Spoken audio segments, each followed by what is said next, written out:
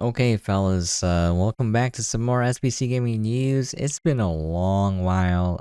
Let me just explain.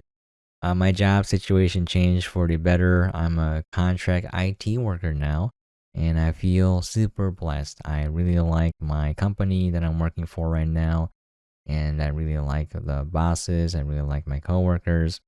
I like what I'm doing. It's physically straining though, so I feel like my body is wearing down quite a bit, but I'm very happy doing what I am doing. But the thing is, so I made a community post saying that theoretically, I thought I would have time to make one video a week. Turns out that is not the case. So, uh, I have a 8 to 5 schedule, so I have 1 hour lunch, and it only takes me like an hour to drive both ways. So my 20 minutes going there and then 30 minutes back. And so that's 10 hours, right? So I should have 14 hours left in the day. I try to sleep about anywhere from 7 to 9 hours, and it takes up most of that time. There's a little bit of time there, right? But I thought I would have time to make a video, but pretty much realistically speaking, I need to have time to get ready in the morning, and then in the evening I get time for dinner prep, doing the dishes, I clean the house up a bit, whatever chore I need to do, I do chores. And then by then, I have roughly an hour left, if that at all, and then I just go to sleep. So, yeah, I don't have a lot of time to make videos anymore, and I could try, I suppose, but the quality would be really low. Not that I make good quality videos to begin with, but it'll be worse than what I'm making right now. So, I'm going to try my best to record something on the weekend, no guarantees. So instead of a video a week, more realistically, it'll be like one video every 2 weeks at the best, but most likely one video every 3 to 4 weeks. So apologies. I'm still very active in the comments section though. I check the comments every day. So if you have a comment, if you just want to chat, you can look up any one of my videos and just drop a comment.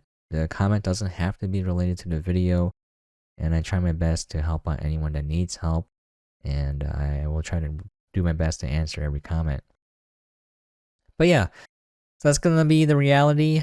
Going forward, I'm probably not gonna be as active, although again, I do read the comments every day, and I do read the subreddits every day still. So a small personal update, I did pick up a 830 recently, so I've just been tinkering around with this. I bought it to make a guide or make guides on it if anyone needed help, and my opinion is that the device is okay for 30 bucks or less. I don't like the joystick. It's very cheap and it doesn't work well, and I just wish they didn't have it and had stereo speakers instead or nothing, but it is what it is. It's okay. I mean, for 30 bucks it's okay. But yeah, some consoles I do want to pick up in the future. The Retroid Pocket Mini seems interesting, and that's pretty much it. So I've come full circle now, where after having experimented with all of these handhelds, I just want a new Nintendo 3DS XL. I don't want to emulate games anymore. I just want to play physical cartridges, and I want a new Nintendo 3DS XL, and then a DSi XL, and that's pretty much it.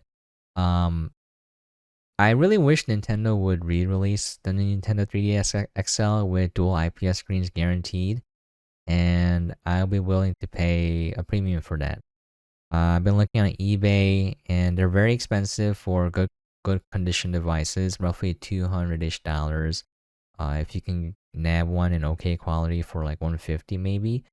And for dual IPS ones, they're going from anywhere from like above 200 to above 300. So that's super expensive, and some of the games are super expensive as well. But when it comes down to it, I just want to play one game at a time, and having like a physical cartridge with the game self-contained on it, along with the saves, it seems more appealing than having thousands of games on a single SD card.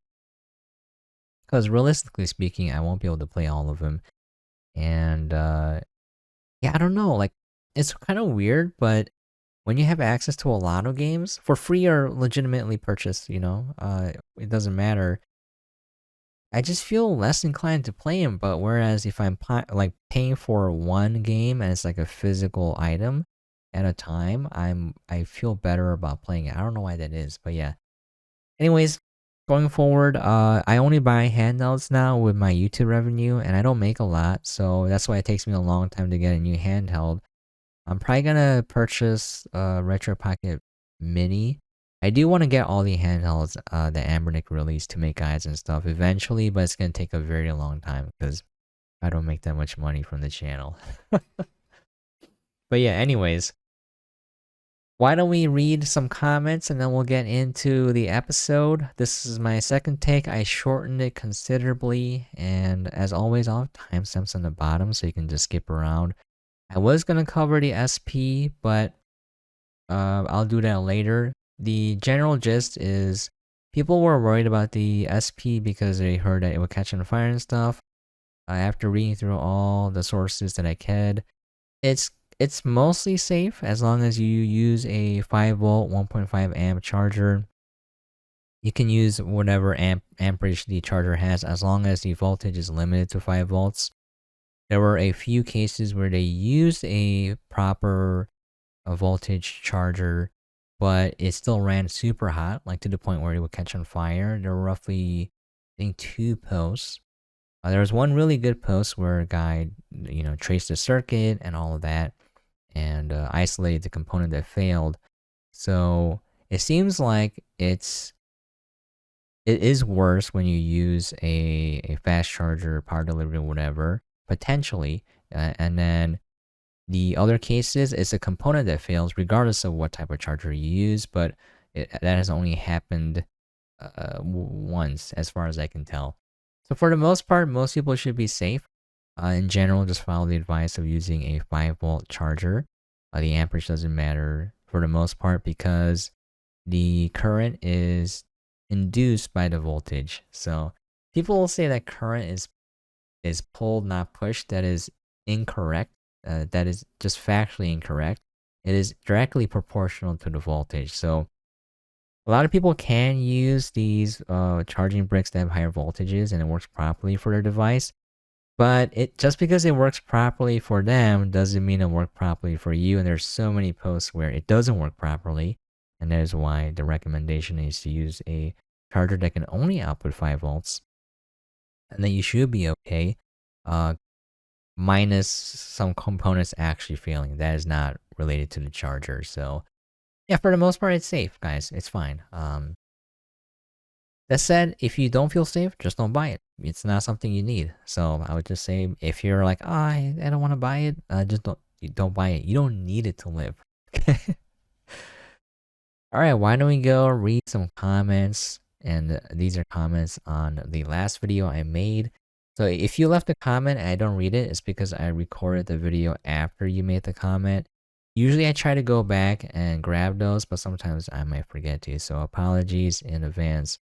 We got JH on Lo-Fi. Wow, I made it into an episode. Cool. Great video as always. Oh man, thank you for leaving a comment. I appreciate anyone that watches. You don't have to watch the whole thing. They tend to run long, but hopefully this one is shorter. And yeah, I appreciate every single comment.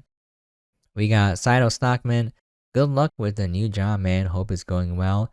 It is going well. Other than, just being tired, and my hands hurt. I'm doing a lot of repetitive motions right now, so, my joints are wearing out. I'm having a lot of fun. I like the people I'm working with. I like the company.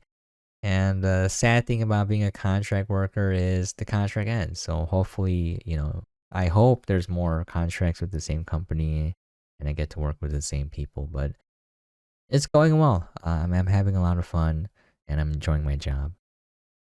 We got another comment from Saito. Teenage Engineering is an electronic music company, hardware company that makes kind of boutique yet modern products. The OP1 is their most popular device. The little screen menus on it have a look kind of like the theme the guy made for his Miyoo. So I was talking about a theme that I saw was really cool. I haven't seen any updates since.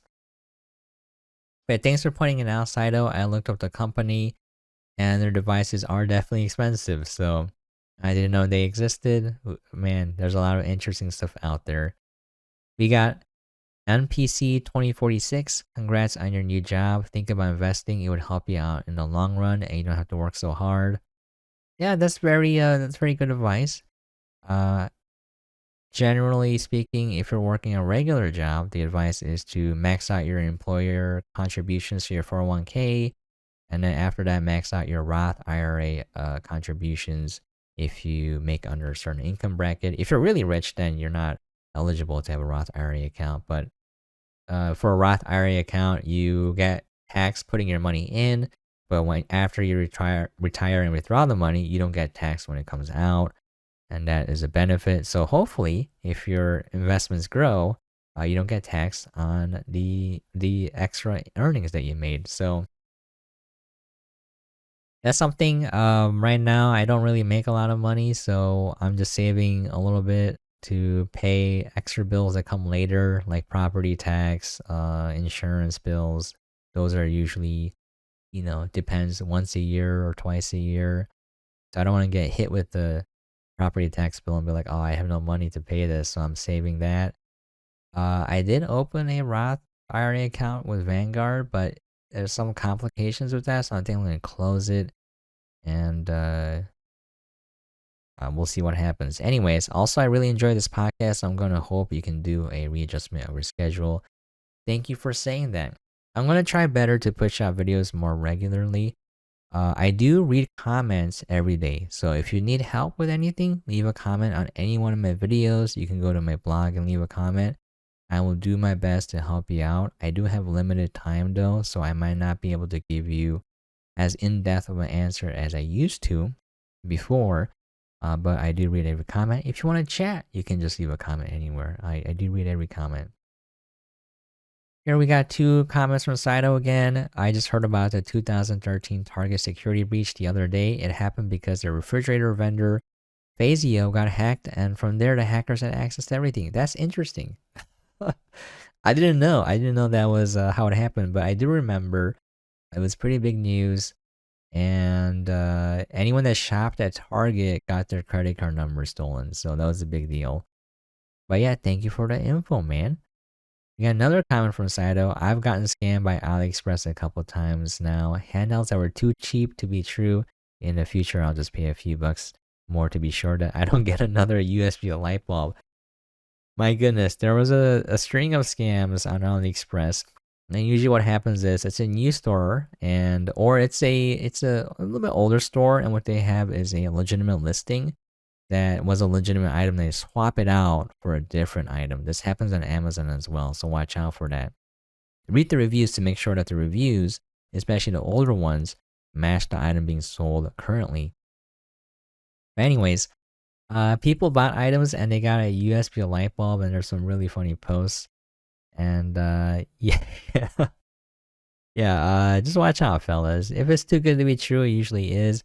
But in the worst case, most of the time, you can get a refund from AliExpress. Most of the time. So just be careful and shop safe. But yeah, here's some interesting fraud from AliExpress, and this kind of makes me sad. This was posted by Major Beefy 130 in the Anbernic subreddit. Attempted mail fraud. So before we get into the news, I go over a few items that I thought were interesting. And this has been happening recently. So this person bought something from the official Anbernic website, and that is something people advise because the warranty is honored if you buy it directly from them, whereas there is no warranty coverage if you buy it from the AliExpress web stores. And in my opinion, I don't think that's worth it because it's more expensive. So it's a trade-off. You have to source the parts yourself if something goes wrong, and usually the parts are pretty cheap, usually cheaper than the extra that you pay for on the official website. But it's less of a headache if you go through the website. Until now, where this person was trying to send back an item, they were sent a USPS return slip, and it was fake. So this has been going on for a while now, and the USPS is finally cracking down on it. And I totally am on the side with the USPS with this, where let's just think about this for a second. Let's say that 90% of the packages that the USPS was handling was from AliExpress, and AliExpress paid no postage for any of those packages. Um, the USPS will not be able to function for the long term because they're not making any money off of doing all that work. And there's associated costs, real costs with delivering these packages. They have to pay the people, the mailmen, the mailwoman. They have to pay for the warehouses, the warehouse workers, all the trucks delivering stuff in between distribution centers, all the fuel costs, all of that, right? None of that is being paid for legitimately. So this sucks for the consumer, and yeah, but there's nothing you can really do about it, and that makes it even worse. So if we take a look at this post, this was posted by Dre Ali on Spotify in the SBC Gaming subreddit. The post is titled, "Does anyone know what this means?" And here, if we take a look at the tracking number, it says the package associated with this tracking number did not have proper postage applied and will not be delivered. The reason why this sucks is a lot of people have encountered this recently, and they would go to the post office and be like, "Look, I will pay for the postage. Can I please have the item?" And a lot of the times, according to what I read, it's up to the seller to pay the postage. So you can't really do anything in that case. And in that case, I believe the item is just confiscated at that point. I don't think it's sent back because that would cost more money. So I don't know where the item's going, but they're cracking down on it. So this really bums me out because I love shopping on AliExpress because it's cheap. But this is like a level of shady, scummy behavior that I can't get behind. But yeah, this is different than getting a light bulb, fellas. This is fraud on a different level. And what's worse is that you won't get your item. So yeah, man, I don't know what to say. Like, just pay for the postage, guys. Like, AliExpress, come on. Like, what are you guys doing? Just pay for the postage. Anyways, this kind of, points me to all the scams on AliExpress and how to avoid them. Now, I go over how to shop as safe as possible, but I believe this post is a really good reference for people who are new to shopping on AliExpress, or even if you are a veteran, you may not know about some of these scams.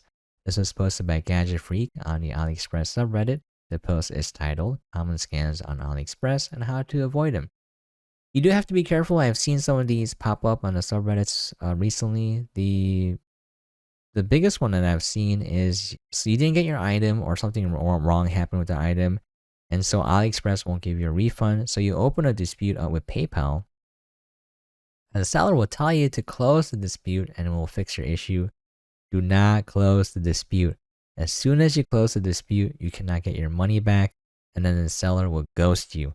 So keep the dispute open until they fix the issue for you, and then you can close it. Or if they don't fix the issue for you, hopefully PayPal will refund you the money.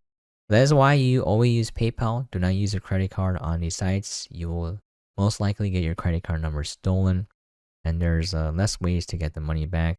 And in the rare case that PayPal does not side with you, I saw one case recently where PayPal did not give this person a refund.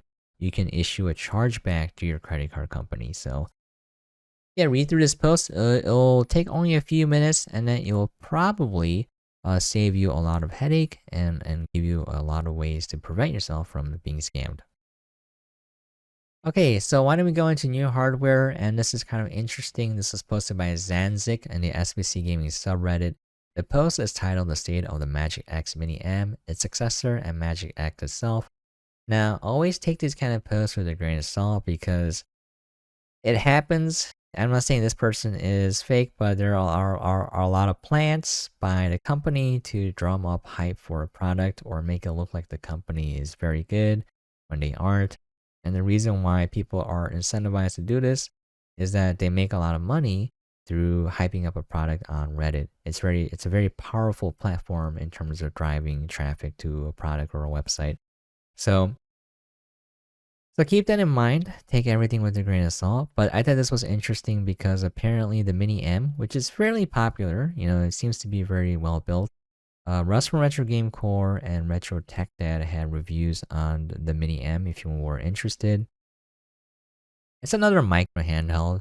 but it seems to be a little bit chonky, and so the heat dissipation is a little bit better. It's fairly powerful, but one bad thing is apparently about a third of its power is restricted by the firmware because they paid someone to make the custom firmware, and the devs just copy pasted the firmware, and then they didn't increase the clock speed. So that seems like a scam job by the devs. They probably don't know how to code, and if they did, this would be a very easy fix. I wouldn't say very easy, but like if you know what you're doing, you should be able to fix this. And so they're trying to get the source and all that, and the devs just ghosted them. So as a way to fix this, they want to make a new iteration with the A133P, and they could have more a more transparent process so that they could bring in these custom firmware, custom operating system devs, and have them on board and work with them to have a better process or better product for the user in the end. So I think that's pretty cool if true. Again, I don't know where the source is. It's not cited, and I can't verify it myself, so take everything with a grain of salt. But if true, that sounds like a massive win for the company, that they're willing to work with the community and work with people who are making these custom operating systems for the devices. That's always a good sign, because if they're willing to work with the custom OS people, everyone just wins. Because no one uses stock OS for the most part if they know about custom operating systems. And I'm in the vast minority where I just don't care about the operating system in terms of practically using the device, because 99.99% of my time is spent playing a game, and just a little bit if I have to interact with save states, so some sort of UI. But for the most part, as long as it launches a game, I get to play it, I'm fine. So, yeah, this is pretty interesting. There were some product renders for Touch 1 and Touch 2, but since these are not confirmed and we don't know if they're going to come out, I'm just going to skip over it. But one of them looks like a phone, and the other one looks like kind of like a chunky device, but has a N64 button layout, which was interesting. Alright, why don't we go over some Miyoo Flip news? We don't know when it's coming out, probably 2077, but anyways, this was posted by Dratini in the Miyoo Mini subreddit. The post is titled, Miyoo struggling with flip software, aiming for a Christmas release. This was from the Retro Game for Twitter account. And apparently they're having trouble with the software, and my advice is just make it open source, guys. Just make it open source. There's no loss. Everyone wins. So it's kind of frustrating when I see this behavior, but these companies will not open source their software. Yet they have no problem stealing custom OSs that other people have made and have made open source, and then putting it on their handhelds and selling it without the permission of the developer or any sort of, support for the developer. So, I mean that is what it is, but like, I think it's just better to work with these guys because they're working for free. So, anyways, I like this comment from Manster. Christmas sounds great. Which year? Yeah, which year? Yeah, but a small flip update. It's still not out, and I doubt it's gonna come out by Christmas, but we'll see. Here is interesting development. So this was posted by Cobalt on Reddit, and it's posted in the Retroid subreddit. The post is titled Retroid Pocket Mini. And we can take a look at this video here. I like how they use the song and they took a sample, and there's like it shouts out the website name because they didn't pay for it. Anyways, this looks like a nice device. It's a little bit smaller, but it's probably not going to be pocketable. So here's some specs here. It's going to have a 4:3 aspect ratio, which is perfect for the retro games it should be able to play. It's going to be a 1280 by 960 screen, which is a 2x integer scale of 480p, 3.7 inches, and it's going to be OLED. So that's a pretty decent sized screen. And if we take a look at the 35XXH, this is a 3.5 inch screen, so it's going to be slightly bigger than this. And because of how it looks, if we go back to the screen here, It looks pretty ergonomic. So I like how it has some grips here. It seems to have active cooling. Yeah, it seems like it's gonna be an okay product. There's some comments here going over the possibility of the chipset, and I do believe people said it's gonna be on par with the Odin 1. That is the speculation at least. So barely able to play PS2 and GameCube, and I'm gonna have to tinker a lot, but we'll see what the chipset is. But either way, that seems like it's going to be a decent product. I believe the price for this is going to be below 200, so pretty affordable for a higher end handheld. That's still on the expensive side though. So this is a really funny response from Anbernic after they saw the RP Mini. And so they're saying that the RG4006 exists. And the funny thing is they posted a box. And it's very easy to fake a box, guys. So I don't think they have a product ready because, you know, Retroid probably dropped the video and Anbernic wasn't aware of it. So they just, hey guys, make a box real quick. It would have been more credible if they showed the actual handheld. But anyways, if you're a fan of the 405, the 406 is apparently coming out. And this was posted by Leo Garner 1989 in the SBC Gaming subreddit. The post is titled "Just a half day after the release of RP Mini, Anbernic hinted urgently at 406 do exist." We'll see. I mean, I believe it at this point because Anbernic releases so many handhelds. Here's another funny post. This is posted a little bit while back. This was posted by Dratini in the Anbernic subreddit. Anbernic seemingly confirmed an XX H700 version of the RG Cube is coming via Joey's Retro Handhelds. So I'm reading the title as is. Obviously the grammar is a little bit not perfect, but yeah, so the 40XXV already came out and the CubeXX is supposed to come out. So the RG Cube with the H700 chipset, which should make it a little bit cheaper and be able to compete with the RGB30.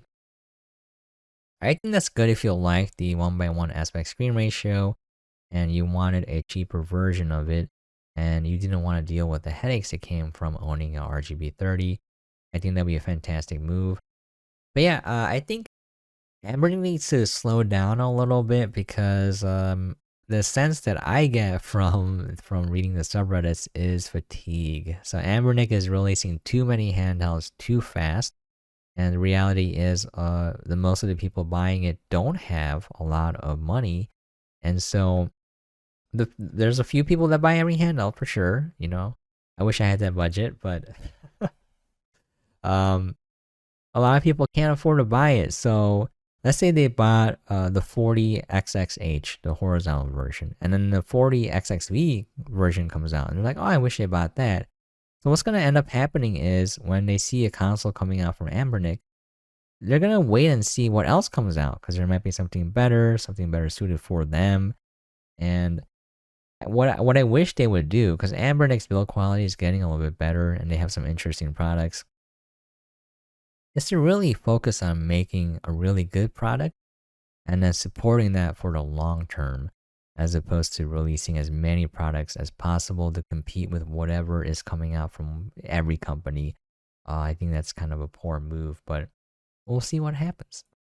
But here's the 40XXV. Rust Retro Gamecore has a review out on it already. This was posted by KeyBrilliant5623 in the RG35XX subreddit. And the post is titled Anbernic reveals the RG40XXV. Apparently it's an okay console, just like the 40XXH, you know, like it just has one joystick. The joystick doesn't seem to be too good. And this seems like a strategic release because the IEMs Pocket DMG was announced. So they released a console that sort of looks like it. And I'm not saying they're copying the Pocket DMG because Anbernic already has a console. I think the 351V that looks like this already. But it's just their release was strategic so that they can compete with another product that looks similar. Obviously, the power is going to be a massive difference for the DMG, but yeah, it's an interesting strategy. It seems to be working for the short term, but I'm not sure how viable it'll be for the long term. Because once again, I feel like consumers are getting too fatigued from these handhelds, which are essentially running the same chipset. So, okay, going into buyer advice, this is something good to consider. There's a few posts too. If you like flat earbuds, you don't have to buy IEMs. This was posted by Super Modi 064 in the Miyoo Mini subreddit. Budget IEM follow up. So they're going over the fact that for these handhelds, you don't have to have very expensive audio gear because the audio quality out of these devices aren't that good to begin with. Even if you listen to high quality music sources, the playback experience is a little bit subpar. So they said that it actually sounds better with cheaper headphones. They tested out a bunch of these Chi-Fi headphones, and if you are looking for earbuds to go with your handheld, I would highly recommend checking out this post here. But basically, any cheap IEM or flathead earbud will work. You can even use the earbuds that came with your phone, the wired ones, and you should have an okay experience. Just something to consider because, again, I want to save people money, and there's no reason to buy expensive gear to go with these handhelds because at least the budget ones will not sound great to begin with. Okay, finally we have some news here which is super interesting for the Steam Deck. I like where this is going for Valve, and I like what Valve is doing with the Steam Deck. I love the fact that they're pushing for Linux gaming because I am starting to hate Windows and what they're doing to Windows, and I will not be using Windows 11. I'll be switching full-time to Linux when support ends for Windows 10. For which version, it doesn't really matter. I've used Ubuntu before and it seems pretty okay. I might try out CubeXX. My buddy Glitch really likes CubeXX. It's more oriented for gaming, and there's a lot of things you can do with it. And yeah, like, it just is what it is, Microsoft. If you keep pushing all the stuff that I don't want and you keep invading my privacy, I'm going to switch to a product that will respect me as a consumer, even if it's less convenient. Okay, here we have this post by Sangris OWCG Dev in the Steam Deck subreddit. The post is titled Steam Deck OLED Windows Full Driver Release, but I'm looking for a new BIOS route to Flash. Even though the instructions show you where to get the BIOS, but we're gonna ignore that. But the news is that Valve has released Windows drivers. There's some drivers that are missing, but yeah, this is great news, because it means that installing Windows on the Steam Deck is going to be easier, at least for the OLED version, and people might dual boot. And I did read a post where Valve wants it to be super easy to dual boot Windows on the Steam Deck if you want to. So this is fantastic. Once again, the Steam Deck team is super small at Valve, and so the fact that they're releasing this stuff, I appreciate quite a bit. Here's another nice update. This was posted by the Legend of Tyler in the ROG Ally subreddit. Valve confirms it'll support the ROG Ally with the Steam Deck operating system. So if we take a look at the article, it was posted by Sean Hollister, and we have a quote here. The note about the ROG Ally keys is related to third-party device support for SteamOS. The team is continuing to work on adding support for additional handhelds on SteamOS. So this is great news because you can install native SteamOS on these devices. Usually you have to install like Chimera or HoloISO or Bazite or whatever. But now you can install actual SteamOS on these devices, and it'd be super cool if they could release SteamOS for just desktops. But the reason why they don't have it out officially is there's a lot of hardware configurations, so to make sure that it works flawlessly with those devices, it takes a small team a lot of time.